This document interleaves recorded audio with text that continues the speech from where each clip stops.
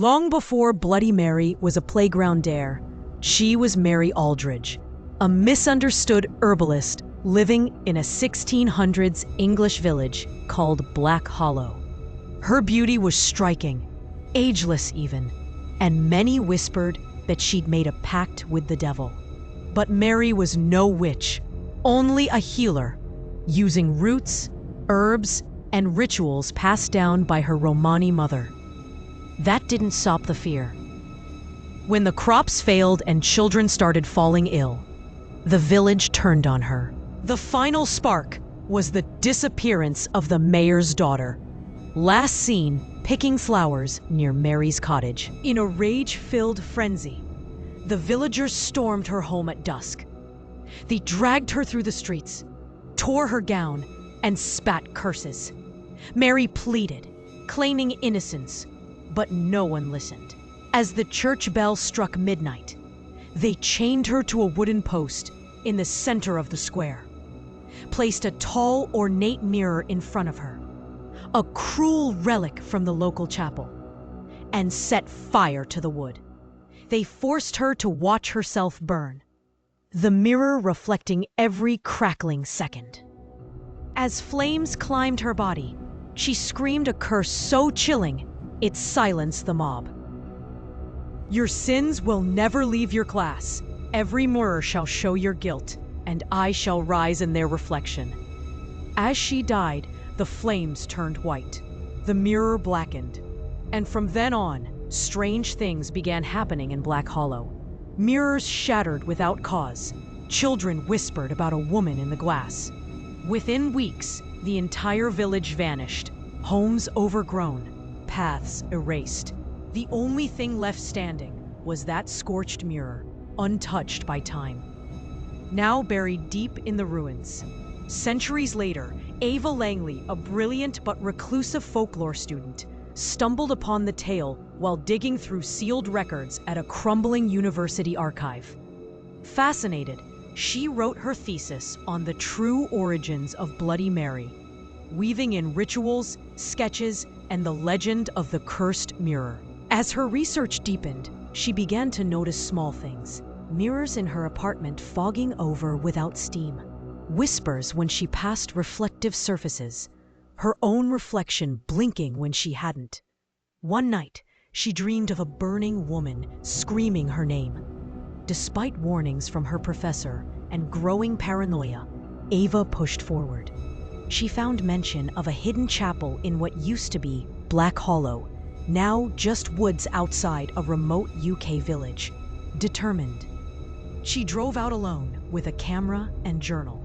The locals refused to speak about it. But Ava found the site, ruins of stone, vines swallowing the old walls, and inside, buried beneath rubble, the mirror. It was massive, cracked but intact, and cold to the touch. And somehow, it showed a faint, flickering image, not of Ava, but of a burning town. She whispered, almost instinctively, "Mary Aldridge." The mirror hummed. Wind whipped through the chapel. Her breath turned to frost. Behind her, the air rippled. Dot, dot. Mary appeared, her face half melted, hair like burning rope, eyes void of mercy. "You found me," she rasped. Ava backed away, heart pounding, but the mirror glowed brighter.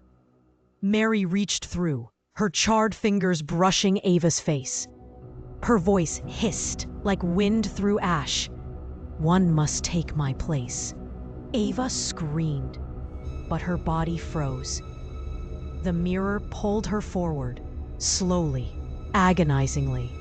Her final sight was her own reflection, looking back from inside the mirror, eyes wide in terror.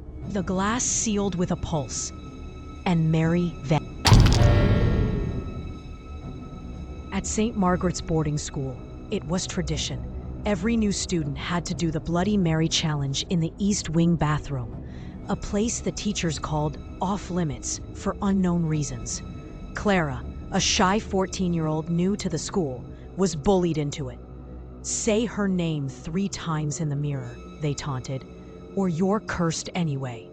The lights flickered as she entered the tiled bathroom alone. With trembling hands, she lit a single candle, turned off the lights, and looked at her reflection. "It's Bloody Mary! Bloody Mary! Bloody May!" The door slammed shut behind her. The air turned freezing. Her reflection stopped copying her, then began smiling.